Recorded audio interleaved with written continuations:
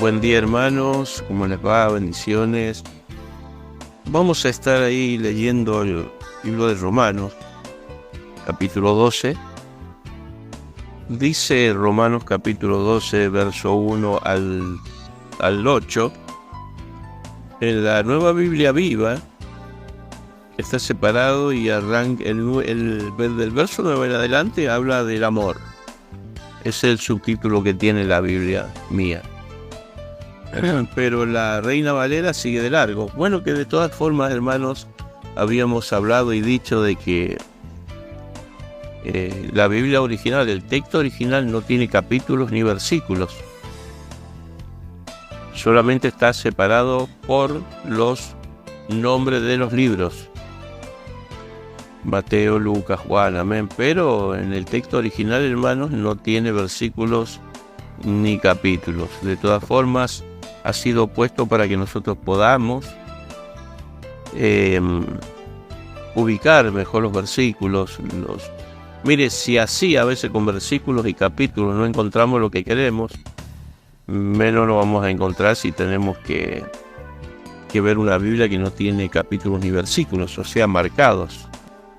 Dice deberes cristianos, así que, tiene coma, así que, hermanos, os ruego por las misericordias de Dios que presenten sus cuerpos en sacrificio vivo,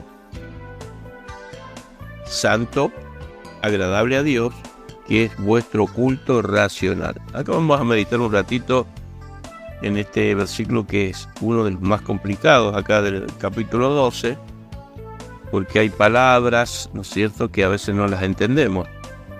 Dice que, de vuelta, así que, hermanos, os ruego por las misericordias de Dios que presenten sus cuerpos en sacrificio vivos. Sabemos, hermanos, que en el Antiguo Testamento se ofrecían diariamente 2 sacrificios, uno a las 9 de la mañana y el otro a las 3 de la tarde, todos los días, que era para perdón del pueblo, perdón de los pecados, amén. Aparte, después había el sacerdote también una vez al año, que entraba al lugar santísimo, porque estaba separado en 3 partes, ¿se acuerda? Pero adentro, hermanos, había una cortina que dividía el lugar santo del lugar santísimo. Y vemos que había un sacrificio que se llamaba el continuo sacrificio. Esto es muy importante que nosotros lo analicemos un poquito y lo memoricemos, porque salta después en el libro de Daniel y en el libro de Apocalipsis y en Mateo 24, donde habla, hermanos, que el sacrificio continuo se iba a quitar. Dice, y quitará el continuo sacrificio. ¿Quién? Este impío, esta persona que iba a venir en el nombre de Satanás. Amén, el anticristo. Pero acá, hermano, dice, nos habla, yo estoy explicando más o menos qué es lo que es un sacrificio, para concentrarnos en lo que Dios está pidiendo acá en Romanos 12:1. Entonces, en ese tiempo, hermanos, el sacrificio continuo era matar un corderito en la mañana y otro en la tarde, todos los días. Uno dice, bueno, pobrecitos los corderitos, ¿no? Realmente, porque ¿qué tienen que pagar ellos por nosotros? Y lo sacrificaban y lo quemaban. Y también hacían un caldo con algunas carnes. Entonces, por eso, hermano, habla de sacrificio vivo. Acuérdense que el sacrificio que ofrecían antes era un sacrificio, llevaban un corderito vivo, pero lo mataban. Entonces, cuando lo ponían en el altar ahí, ya ahí lo terminaban de matar, amén, para quemarlo. Pero acá el Señor nos está pidiendo que nosotros seamos ese sacrificio. Vio que yo en ese momento a usted lo concienticé, le expliqué a qué se refería con sacrificio vivo. O sea que acá nos está diciendo el apóstol Pablo, dice: así que hermanos, os ruego por las misericordias de Dios que presenten sus cuerpos en sacrificio vivo. O sea que significa entregar todo. Es una ofrenda. ¿Se acuerda que antes llevaban esa ofrenda? El que pecaba, una familia que pecaba o un padre de familia que quería poner a cuenta con Dios. La Biblia dice que Job cada día sacrificaba para Dios. O sea, mataba un corderito, mataba un buey. Si la persona era una persona sola, mataba una tórtola, una paloma. Pero acá el apóstol Pablo dice que nosotros hoy tenemos que ser ese sacrificio vivo, llevado al altar. Y cuando dice altar, hermanos, esa es otra palabra, ¿no es cierto? Que nosotros, hay muchos pastores que cuando yo digo altar se enojan conmigo por ahí, porque tienen razón, ¿no? Cuando uno dice: hermanos, pasemos a orar al altar. Mire, pasar al altar era entregar todo. En realidad uno pasa a la plataforma. El verdadero sentido y la verdadera manera y bíblica en la iglesia es pasar a la plataforma a orar. ¿Me entiende?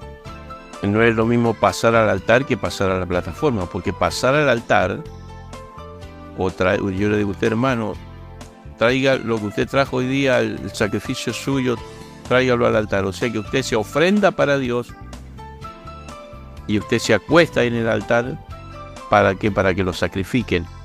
O sea, espiritualmente hablando, estoy hablando. Entonces, cuando uno dice el altar, en ese tiempo antiguamente era el lugar donde se sacrificaban animales, donde se sacrificaban animales para Dios. Mire, la pastora me está dando acá, dice: el sacrificio es dar al Señor todo lo que Él requiere de nosotros, nuestro tiempo, nuestros bienes terrenales, nuestras energías para llevar a cabo su obra. Eso es dar a Dios en sacrificio vivo, darnos totalmente y usar todo lo que tenemos. Porque mire, hermano, yo poco toco el tema de dinero en la iglesia, prácticamente nada, porque ese tema está tan manipulado, gracias, pastor, está tan tergiversado que por ahí uno no quiere ni hablar de eso. Pero realmente, hermanos, cuando uno acepta al Señor y cuando uno vive con Cristo, todo lo que tenemos le pertenece a Él.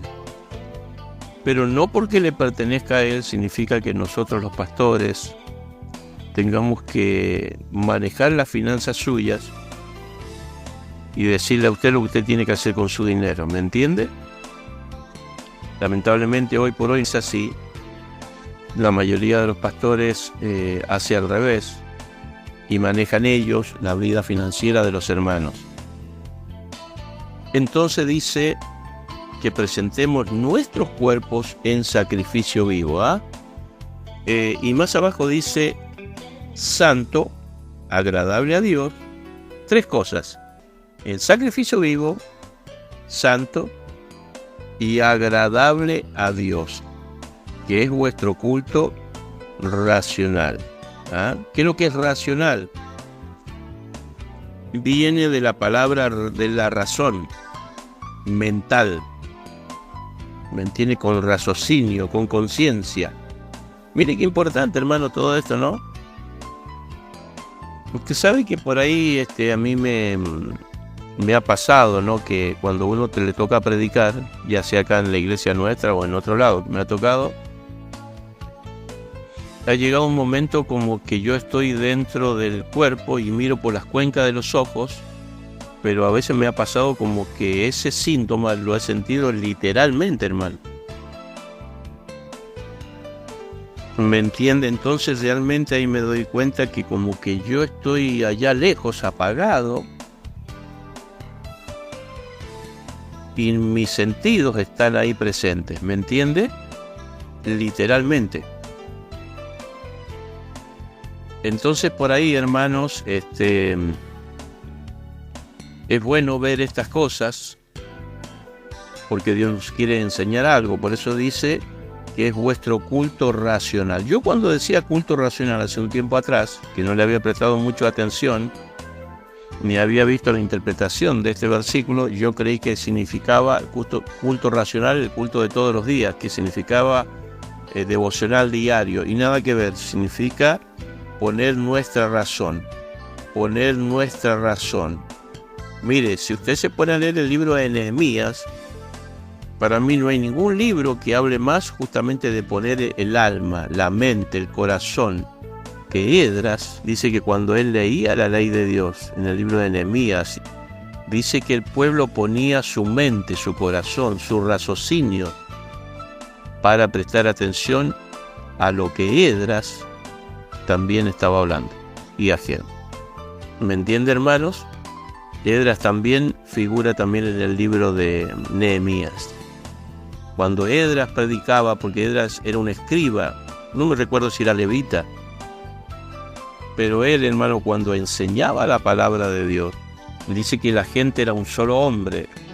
Y cuando dice un solo hombre también significa una sola mujer. Era un solo pensamiento.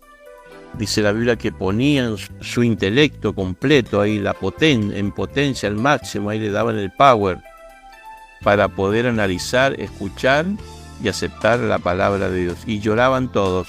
Llegó un momento, hermanos, que encontraron el libro de la ley. Lo leyeron en un lugar en el medio ahí del pueblo en Jerusalén, después que volvieron a su tierra, después de 70 años de esclavitud. Y cuenta, hermano, la historia allí, no me recuerdo en qué libro es, creo que es Nehemías. Dice que ponían el sentido de tal forma que cuando terminaron de leer, hermanos, los gritos se escuchaban a kilómetros, pero no los gritos de angustia, de dolor, de alegría, los gritos de poder haber escuchado nuevamente la palabra de Dios. Ahí se da cuenta que la palabra de Dios es viva y eficaz, como dice el libro de Romanos, la locura de la palabra. Porque la palabra de Dios, hermano, cuando desde un altar se desmenuza, usted puede ver allí, hermanos, la potencia, el poder que tiene la palabra de Dios, y un pecador se arrepiente y cae de rodillas llorando. Más allá de que también el Espíritu Santo opera por otro lado, justamente a través de la palabra. Mire, y el verso 2 dice: no os conforméis a este siglo, sino transformados por medio de la renovación de vuestro entendimiento, para que compruebes cuál sea la buena voluntad de Dios, agradable y perfecta. Acá nos da, hermanos, por lo que veo así rápido, nos da dos cosas. El apóstol Pablo dice, primero, que no conformemos a este siglo. Ahí él está hablando de no conformar a esta era, a esta época. Nosotros, bueno, esto fue escrito hace 20 siglos atrás, pero miren lo que dice el libro de Esdras, capítulo 3:12. Y muchos de los sacerdotes, de los levitas y de los jefes de casas paternas, ancianos que habían visto la casa primera, viendo echar los cimientos de esta casa, lloraban en alta voz, mientras muchos otros daban grandes gritos de alegría. Y mire lo que dice el 13, y no podía distinguir el pueblo el clamor de los gritos de alegría de la voz del lloro, porque clamaba el pueblo con gran júbilo y se oía el ruido hasta de lejos. Qué bonito, hermano. Yo me acuerdo la primera vez que leí el libro de Esdras, realmente me dio mucha alegría. Un profeta que era contemporáneo de Nehemías, de Zorobabel, de Daniel, de Sadrach, Mesach y Abednego. Acuérdense que ellos son los que fueron deportados, llevados cautivos a Babilonia. Acuérdense que Daniel, Sadrach, Mesach y Abednego tenían 17, 18, 20 años, y cuando volvieron del cautiverio tenían más de 90. Incluso Mardoqueo venía con ellos de vuelta para hacer un paneo de esta historia, ¿no? Y volviendo, hermanos, gracias, pastora. Y volviendo acá, hermanos, el apóstol Pablo dice que no tenemos que conformar a este siglo. Eso también me figura en mi mente en Primera de Juan, creo que es Primera de Juan, que lo vamos a buscar ahora ya, donde dice, hermanos, amén, miren lo que dice Primera de Juan, 2:15. No améis al mundo ni las cosas que están en el mundo. Si alguno ama al mundo, el amor del Padre no está en él. Porque todo lo que hay en el mundo, los deseos de los ojos, los deseos de la carne y la vanagloria, no proviene de Dios, sino del mundo. Y el mundo pasa.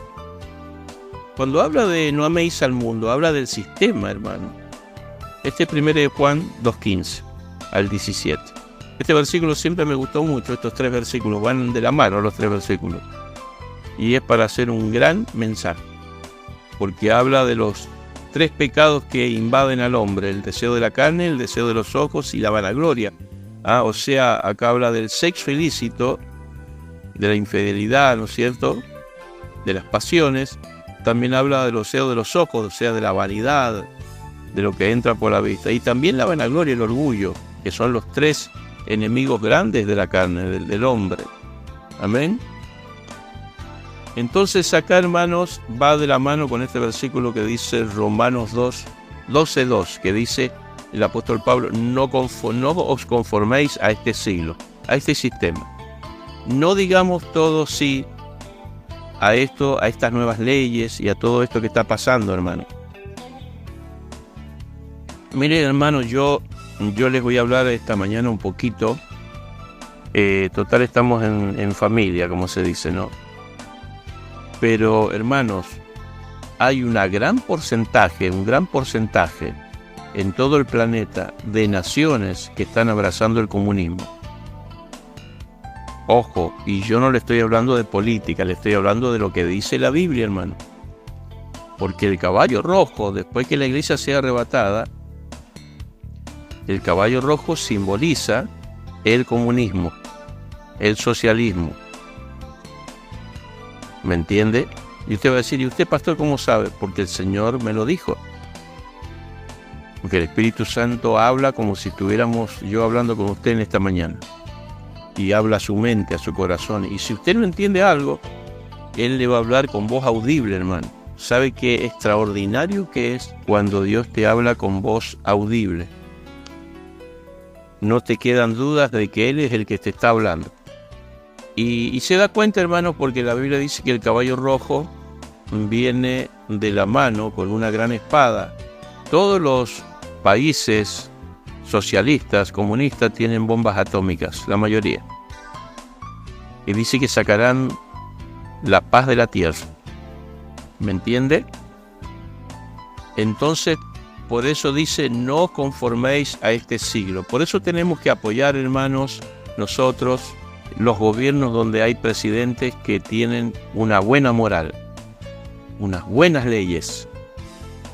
Mire, ¿cómo será que cuando aparece un presidente que quiere poner la casa en orden, como dijo Alfonsín, y como lo que pasa, un ejemplo, con el presidente que tenemos de turno, el cual fue elegido legítimamente, cuando aparece un presidente que quiere poner las cosas en vereda, a nosotros, hermanos, y a mucha gente le molesta la piedra esa en el zapato, porque están tan acostumbrados a vivir desordenadamente, sin ley, y en la ley de la selva, que cuando viene alguien y te planta la bandera de la ley, la bandera de lo que tienes que hacer, y te canta las 40, como dice el dicho, uno salta y dice: pero ¿quién sos vos para venir a decirme lo que tengo que hacer?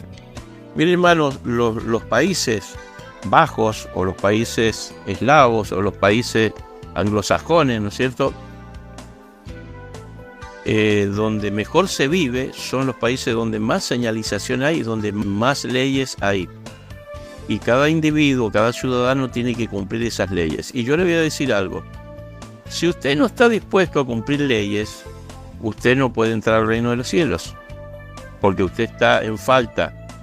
Ayer hablamos de eso: está en anomia, está sin ley, está rebelde. Y una persona rebelde, sin ley, no puede entrar al milenio, porque en el milenio la Biblia dice que gobernará Jesús desde Jerusalén con cetro de hierro. No es un cetro que compró en una billutería, ni tampoco que la fue a hacer al Banco Central de puro oro o a la Casa de la Moneda. No es el cetro del sillón de Rivadavia. Entonces, hermanos, nosotros tenemos que aprender disciplina. Justamente ayer hablamos del bautismo y hablamos de disciplina. Mire, hermano, no nos gusta que nos hablen de disciplina. Claro, porque hemos vivido tantos años bajo el pie del papá, de la mamá, ¿me entiende?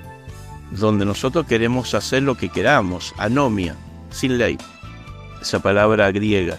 Entonces muchas veces, hermanos, nos aprieta, es como dice el dicho, cada uno sabe dónde le aprieta el zapato. Veo que cuando uno se va y se compra zapatos, yo siempre tuve problemas, hermanos, siempre me compraba mocasines, de esos que venían con la hebilla, ¿no? Y me acuerdo que una vuelta, hermanos, me fui a comprar un par de mocasines, tenía un encuentro juvenil, tenía yo 18 años, me fui a comprar un par de mocasines, siempre usé los mocasines con pantalón de jean y me gustaba que se viera la hebilla bien brillante. Entonces me los compraba color guinda o color medio amarillo, que venían eso medio marrón amarillento. Es más, tengo un par ahí nuevo que me los regaló el hermano Antonio, que me los regaló prácticamente en la caja, nuevitos. Me recuerdo, hermano, que me compraba un par de esos mocasines. Entonces acá mi señora me está haciendo recordar porque me había olvidado de lo que tenía que hablar. Los años no vienen solos.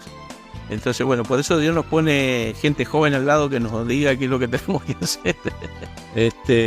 Entonces, bueno, me compraba los mocasines y una vez, hermano, estaba tan apurado que me iba camino para allá y bueno, digo, me los llevo puestos los mocasines.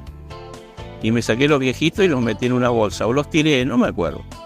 En ese tiempo eran baratos esos zapatos. Y resulta que cuando llego de la calle San Martín para adentro quedaban varias cuadras. Y llegó un momento, hermano, que ya no podía caminar más con los mocasines, porque me apretaban tanto los que me había comprado. Había uno que me quedaba suelto y el otro que me quedaba apretado. Para como sin medias. Así que no sabes las ampollas que tenía, hermano, y el talón lleno de sangre. No sabes lo que era eso. Menos mal que era en color guinda, no se notaba tanto la sangre. Entonces dije, nunca más me pongo mocasines sin media. Y siempre me voy a tratar de comprar un numerito más, por las dudas. Claro, me los compraba tan justo que cuando bajé el micro parecía el loro en mosaico. Parecía un loro caminando en una cerámica, en un piso de una cerámica. Entonces muchas veces, hermanos, cuando uno habla de estos temas en la iglesia y uno profundiza la ley y el estar bajo autoridad, muchas veces nos aprieta el zapato y nos empieza a sangrar. ¿Me entiendes? Entonces es bueno que esta mañana o el domingo ojalá se haya puesto medias, ¿no? Para que no le sea tan doloroso. Bueno, y al tiempo, hermano, ni le cuento. Se imagina el día lunes cuando tenía que ir a trabajar, fui prácticamente descalzo a trabajar. Me subí al micro de hojotas porque no me podía poner ningún zapato. Si tenía como 20 ampollas en cada pie. Claro, me lo había comprado tan justo. Yo calzo 41 y el zapato era 39, creo. Así que se imagina cómo tenía el pie, parecía una empanada el pie. Entonces, hermanos, muchas veces la palabra de Dios nos empieza a apretar y nos hace sangrar y nos salen ampollas en nuestro corazón. Pero ¿sabe lo importante? Que esas ampollas se sanen y que solamente quede el callito. Amén. Porque necesitamos caminar en la voluntad de Dios, en las leyes de Dios. Yo cuando estuve hablando de esto el domingo, estuve hablando de ponernos a cuenta con Dios. Porque hay mucha gente en la iglesia, hermanos, donde dice acá el verso 2, no os conforméis a este siglo. En este siglo, hermano, en este tiempo, en el siglo XXI, porque bueno, en el caso mío yo pertenezco a los dos siglos, siglo XX y siglo XXI. Viví en los dos siglos, soy de las dos generaciones, pero en la generación pasada, hermano, usted se andaba de novio y ahí nomás la suegra lo llamaba y yo me acuerdo la primera novia que tuve, yo tenía 16, 17 años, era pibe, hermano. No tenía ni intenciones de casarme, yo quería andar de novio nomás. Y me acuerdo que mi primer novia tenía 15 años y la mamá de ella, yo digo suegra, bueno, pero la madre de ella me llamó para el fondo y me dice, siéntese ahí, me dice, eso ya no se hace más, siéntese ahí. Y la mandó a la chica al fondo allá. Y vos dice andar para la pieza del fondo. Era otro tiempo, otra autoridad, no otra clase de vivencia. Por eso dice, no os conforméis a este siglo. Y me recuerdo, hermanos, que me puso contra la espada de la pared y yo ganaba buena plata porque yo era tipógrafo.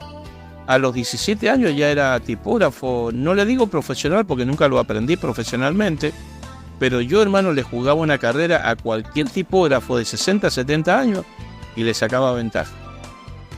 Yo era el que armaba las partes del diario, ver las páginas. Así que bueno, yo siempre ganaba 2 o 3 veces más que cualquier persona. O sea, un sueldo común estoy hablando. Entonces me preguntó a mí, ¿en qué trabaja usted? Y yo le dije, soy tipógrafo.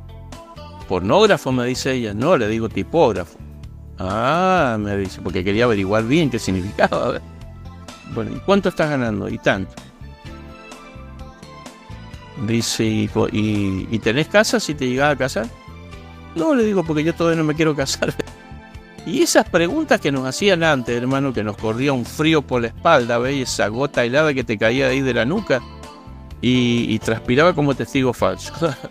Y bueno, ya después de esa conversación, hermanos, las intenciones mías ya no eran las mismas. ¿Me entiendes? Ya uno cambiaba el repertorio. Ya uno tenía límites. ¿O no, pastora? Entonces, bueno, ya iba a ver a mi novia, ya no era, antes iba todas las noches y después no. Ella me dijo, no, acá son los días domingos, después la reunión los miércoles y si puede ser un sábado. Y si no, ya vamos a ver. Si no, en la iglesia es la reunión de jóvenes. Entonces, claro, el límite llegaba hasta ahí. Entonces, bueno, uno decía, bueno, no me conviene tanto esta novia, entonces. Pero era bueno, hermano, que te pusieran esos límites, porque había un compromiso, había una disciplina. ¿Me entiendes? Había un pantalón que te ponían y te ajustaba. Eran esos pantalones elastizados. Como esa faja que se ponen las hermanas para ser más flaquitas, ¿ves? Veo que hay varias hermanas que por ahí se ponen una faja. Ojo, y hermanos también. Claro, cuando llegan a casa se sacan la faja y veo que se desinflan por todos lados. Se inflan, perdón. Entonces, hermanos, es bueno que alguien te siente en el sillón y te cante las 40. Y el domingo, hermanos, la palabra de Dios, hermanos, entraba como lima, como espada. Y yo veía que muchos en la silla se atornillaban, así ya les molestaba. Pero ¿sabe qué, hermanos? Es necesario y hace falta. Ojo, yo siempre digo, la palabra me habla primero a mí. Porque no sabe, cuando yo vengo de vuelta, hermanos, yo hasta todos los domingos, la mayoría, siempre me pego a veces una siestita. Pero después de almorzar, me sigue dando vuelta, hermanos, el mensaje. Y Dios a mí me pone contra la pared, contra las redes, ahí en un ring. ¿Me entiende? Es como dijo el hermano Ezequiel los otros días.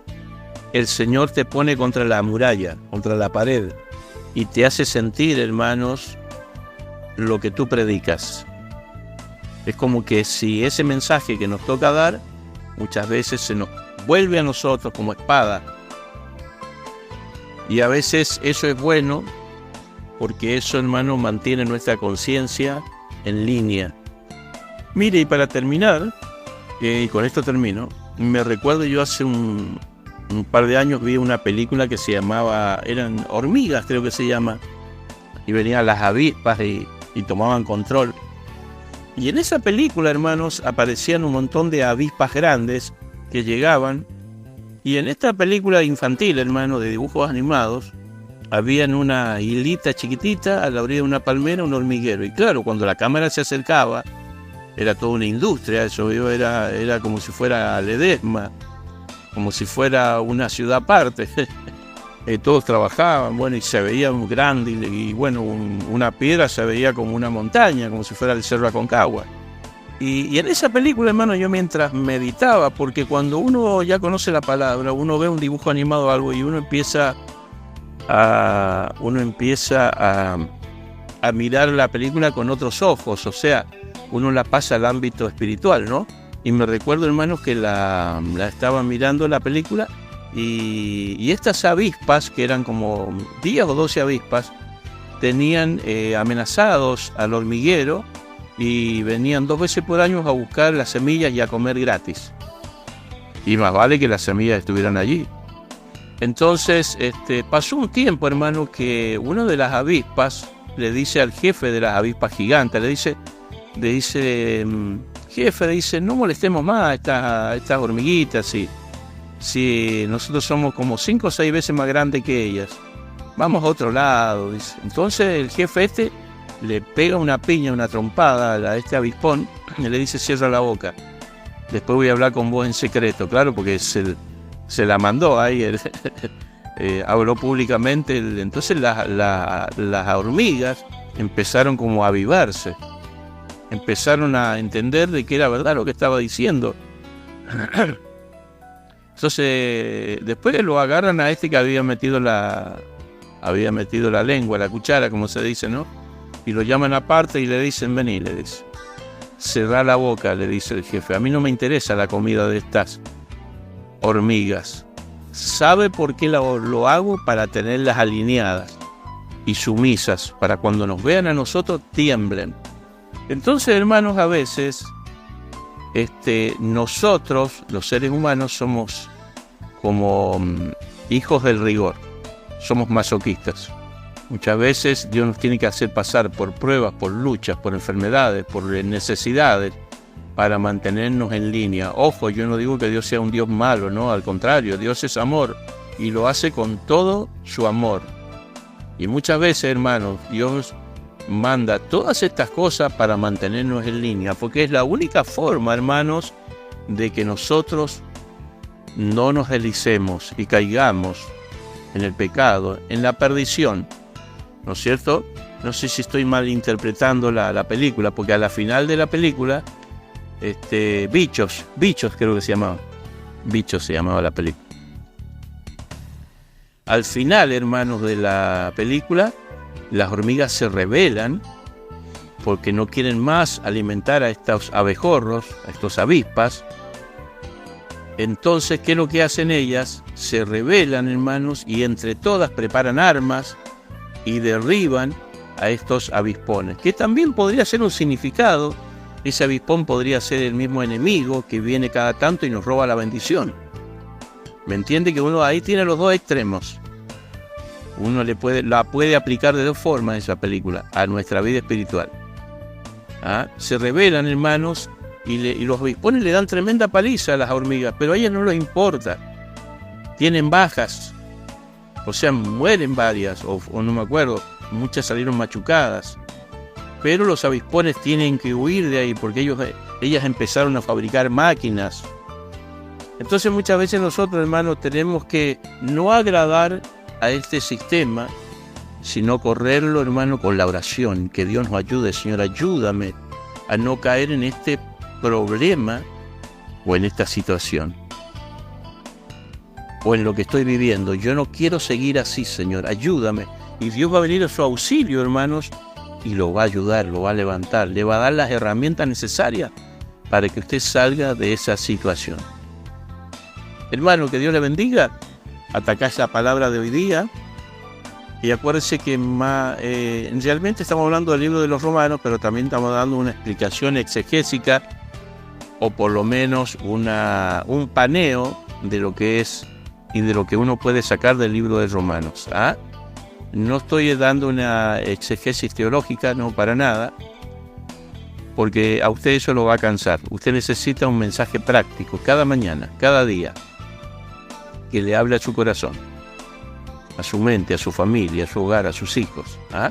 Quien les habla, el pastor Eduardo Vázquez. Estoy junto a mi esposa Elizabeth Oro. Nuestra iglesia se llama Sendas Antiguas y está ubicada en el barrio Paraguay de Buena Nueva, Guaymallén, Mendoza, Argentina. Que Dios le bendiga.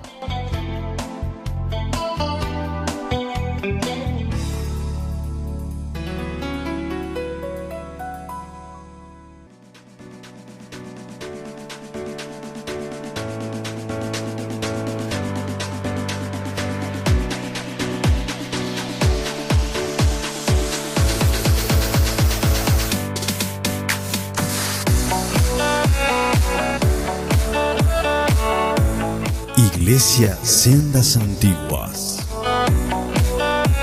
Teléfono 261-519-5489.